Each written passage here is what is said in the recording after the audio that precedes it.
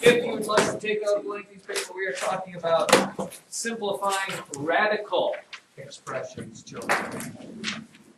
And it is, as it says, radical. Radical expressions. Simplify. I think we've done this before, by the way. But it goes by saying that we need to do it again. For example, if you are given this, by the way, a radical expression is something under the radical sign. If you are given the square root of 180,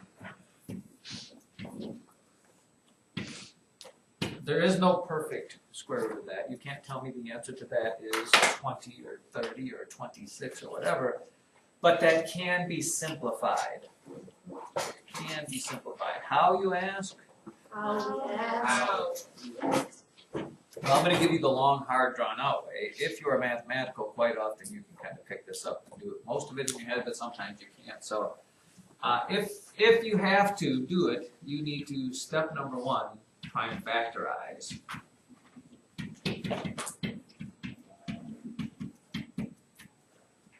Which means treating, however you want to do it, division by primes, whatever. This is the square root of 90 times the square root of 2, correct? Square root of 90 would be,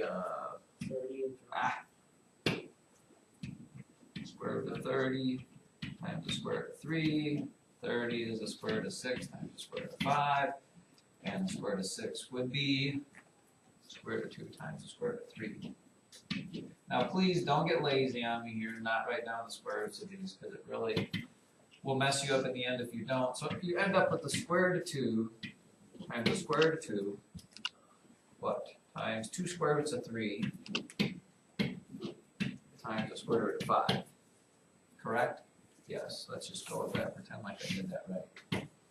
And then, if you remember from last year, basically what happens is, when you multiply 2 identical square roots together, you get whatever's under that radical sign. Why? Because the square root of 2 times the square root of 2 is the square root of 4, and there is a square root of 4, which is 2. Same thing with 3. Square root of 3 times square root of 3 is the square root of 9, and there is a square root of 9, which is 3. So, 2 identical square roots will cross off to give you whatever's underneath it. Number underneath the radical. I'm just going to abbreviate because I don't feel like writing all that. So just like that, boom, 2 of that gives you a normal 2. 2 of those gives you a normal 3. The square root of 5 doesn't have a friend, partner, companion. It stays the square root of 5. And then in the end, you simply just need to remultiply whatever's left. Remultiply. So 2 times 3 is 6, and then you have the square root of 5. And bam. That is its simplest form. That is its simplest form. Are you with me on that? Did we do this last year? We did do this last year at some point. Is there a shortcut to that? Yes, it's a little like this. It's all about how, again, if you're mathematical, maybe this would make sense to you, maybe it doesn't. If you think of the square root of 180, this is a little bit more of a tough one, as the square root of 36 times the square root of 5, which it is. Well, if you recognize that there is a perfect square root of 36, you could just stop right there and say, well, the square root of 36 is 6, and that's 6 times the square root of 5. I mean, that's just, you could do that in your head. If you can think of the perfect squares in your head, you can kind of factorize it. If you can't, then don't try it unless you actually can. Another one, for example, the square root of 10,000.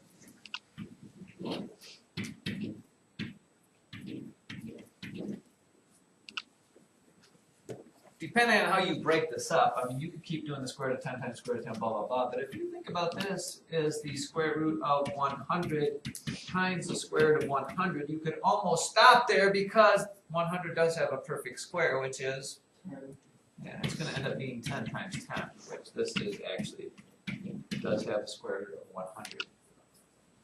Now, if you can't do that, then you're going to have to sit down and break all this down into, you get the square root of 2 times the square root of 5 times the square root of 2 times the square root of 5 times the square root of 2.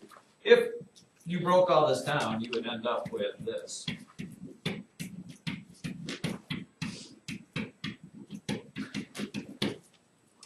That's that prime factorized if you really want to do it, but then again, you cross that off and get a normal 2, that off and get a normal 2, that off and get a normal 5, that off and get a normal 5. And in the end, you'll end up with that square root of 100. Now, what happens if you have letters and such things under there? Somebody say. What happens if we have letters? Let's say you've got this, 81 x to the 5th y to the 6th, and it's the square root of that.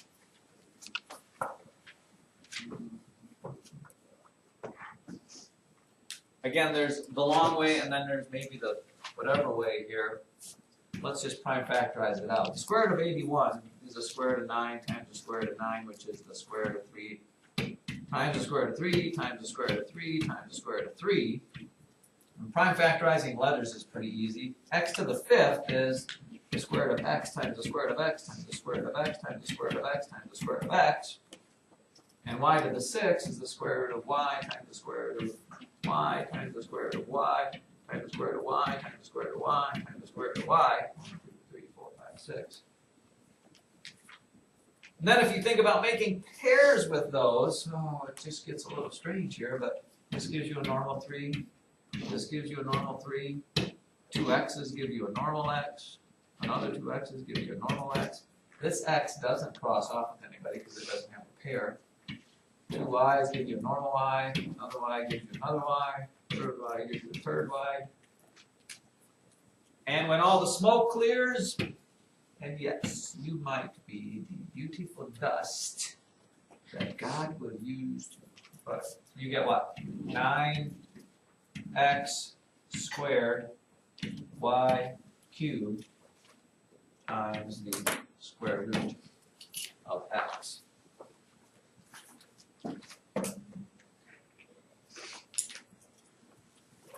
Again, so with letters, what do you have to do? All you have to do is look at the letters and say, group them in groups of 2. This has 5 x's, so you're going to get 4 of them are going to cross off to give you an x squared, and then that 5th x, if it's an odd number, you're going to end up with that thing left under the radical. Make sense? Okay, let me give you one. You can try this.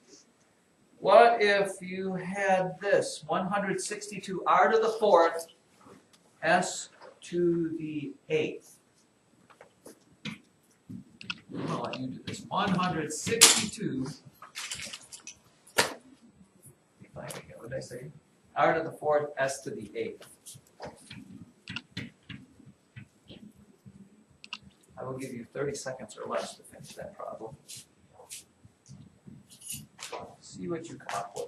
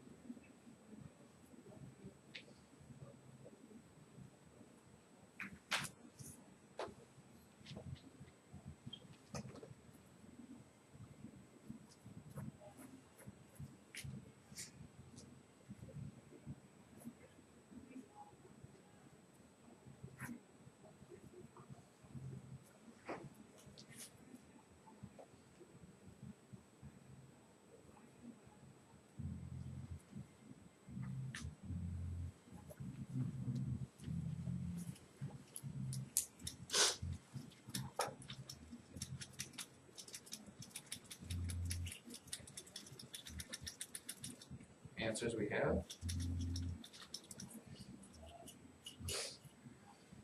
A lot of pencil movement there for what may or may not be a hard or easy one here. Westfall, you got something for me? What'd you come up with, Carter? 18R squared, that's the 4. Nothing left under a radical sign? Nothing times the square root of anything? Savage? 9 square root of 2 r squared s to the 4th. You always put the square root at the end if that's what you put. Yeah. This is how I would have broke it up. That sounds probably right here. Again, looking for perfect squares, I would have saw this as the square root of 81, which is a perfect square, times the square root of 2. So that gives you just a 9 because there is a square root of 81. R to the 4th means you have 2 groups of 2, so r squared. S to the 8th means you have 4 groups of 2. And then what didn't cross off would be this. I think that's how they do it. Maybe they put the letters first. Wait, let me see. Maybe I'm wrong. No, that's what it is. This should have been your answer. Again, if you couldn't do all this in your head, you had to break it down into all whatever little things. You gotta do what you gotta do. But eventually you'll kind of pick up on the whole case there. Do I need to do more, or are you thinking you've got some sort of firm grasp of reality?